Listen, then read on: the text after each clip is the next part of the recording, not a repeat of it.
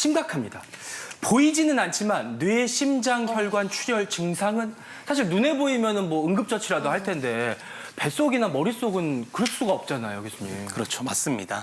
네. 이제 혈압이 오르는 겨울철이나 환절기 이런 시기에는 뇌출혈이 발생 빈도가 매우 증가하게 됩니다. 뇌출혈 같은 경우는 우리가 흔히 이제 출혈성 뇌졸중이라고 하는데요. 뇌졸중은 크게 보면 두 가지 종류가 있습니다. 저라면을 같이 한번 보시면, 네.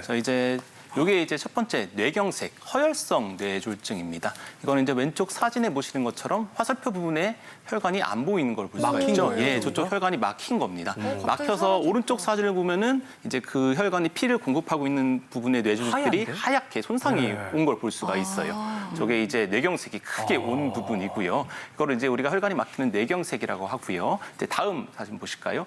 이건 이제 뇌졸중의 다른 종류인 출혈성 뇌졸중, 즉 뇌출혈입니다. 출혈.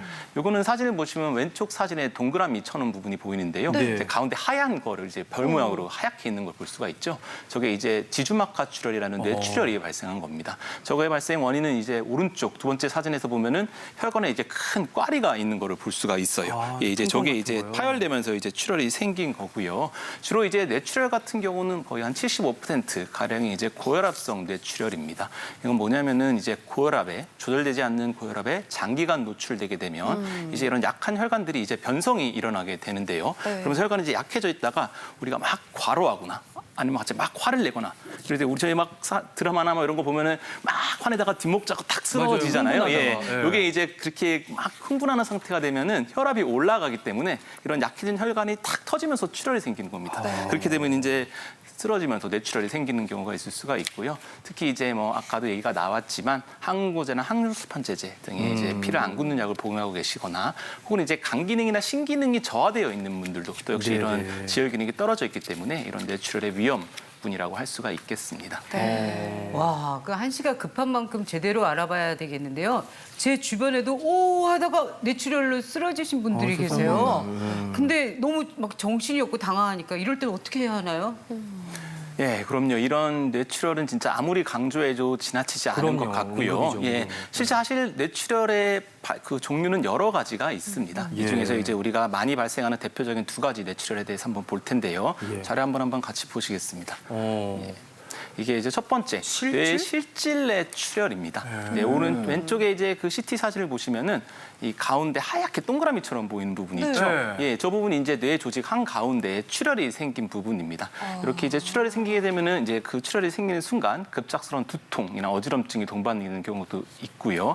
그리고 이제 이런 뇌실질 뇌출혈 같은 경우에는 주로 이제 중요한 기능을 하는 뇌 조직에 이제 발생을 하는 경우가 많습니다. 따라서 이제 이런 마비나 언어 장애 이런 것들이 발생하는 경우가 있고 또 시야 장애 이런 것들도 흔하게 발생을 하기도 합니다.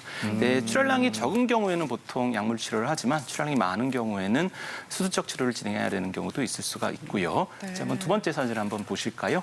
이건 이제 지주막하 지주막하. 출혈이라는 뇌출혈입니다.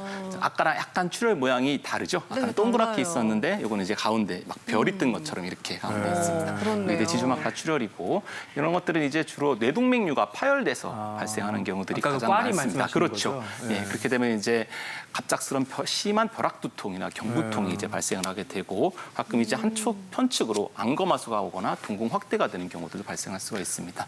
이건 이제 출혈이 되면서 부역부토나 시야장애 이런 것들이 나타나는 경우도 있을 수가 있습니다. 그렇다면 이제 뇌동맥류가 무슨 병인지 궁금하실 텐데요. 한번 영상을 한번 보시면서 설명을 드리겠습니다. 자, 이게 이제 우리 머릿속으로 머리인데. 들어가고 있는 예. 영상이고 이제 지주막이라는 뇌를 싸고 있는 막 아래 저런 굵은 뇌혈관들이 지나다닙니다.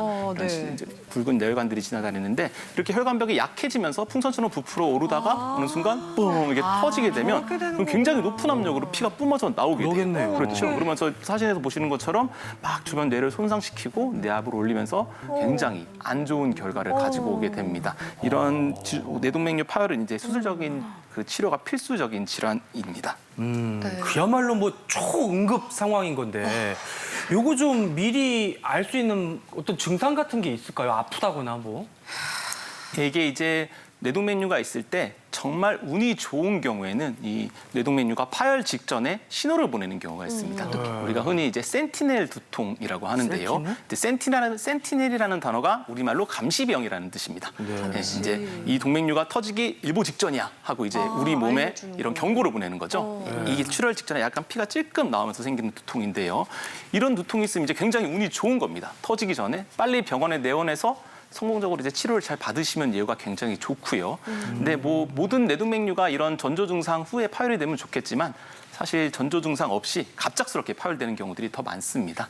이제 그런 경우는 아까 보신 것처럼 굵은 혈관이 찢어지면서 어마어마한 압력으로 피가 뿜어져 나오기 때문에 세상에. 거의 한 50% 정도가 사망을 하는 매우 위험한 질환이고 수술적 치료가 필수적이기 때문에 꼭 병원에 바로 내원을 하셔야 하겠습니다. 네, 근데 일단 쓰러지고 나면 뭐 골든타임이라는 용어를 저희가 자주 접하잖아요. 맞아요. 응급처치 좀 중요할 것 같아요, 교수님.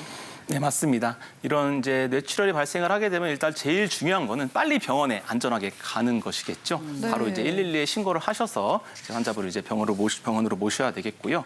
일단 그 구급차를 기다리면서 우리가 할 수 있는 처치들은 먼저 환자를 일자로 편하게 눕히고 평평한 곳에 머리를 살짝 들어줍니다. 살짝 네, 올려요. 이렇게 되면 이제 이런 정맥이 피로 가는 게 원활히 되면서 뇌압을 좀 낮춰주는 효과가 있고요.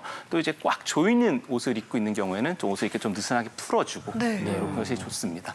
또 이제 뇌출혈이 생기게 되면 격렬을 하면서 구토를 하는 경우가 있을 수도 있어요. 근데 이게 똑바로 누워 있는 상태에서 이렇게 구토를 하면 이 토사물들이 다 기도로 들어가겠죠. 그렇죠. 그러면 이제 흡인성 폐렴이나 이런 것들이 올 수가 있기 때문에 고개를 이렇게 돌려가지고 네. 토를 해도 이 옆쪽으로 토가 나오게 해주시는 게 좋고 여기서 이제 조심하셔야 될 게 가끔 이렇게 막 토하고 이러면은 기도 확보를 해준다고 이 손가락을 막 환자 입으로 넣어서 이렇게 혀를 누르는 경우가 있어요. 근데 이거는 굉장히 위험한 행동입니다. 이게 환자한테 위험한 게 아니고 그 손을 넣는 사람한테 위험해요. 이게 경련을 하면서 이게 갑자기 막 이를 꽉 깨물게 되면은 이 손가락이 바로 잘립니다. 사람의 양력이 굉장히 세기 때문에 혹시라도 이제 그런 행동을 하시려는 그런 생각이 있을 분들은 절대 하시면 안 되고요. 네. 또 이제 환자를 심하게 때리거나 막 많이 네, 정신 흔들거나 차리라고. 하면서 큰 자극을 주면 이것도 역시 이제 2차적인 치료를 유발할 수 있기 때문에 되도록이면 그런 것들은 자제하는 것이 좋습니다.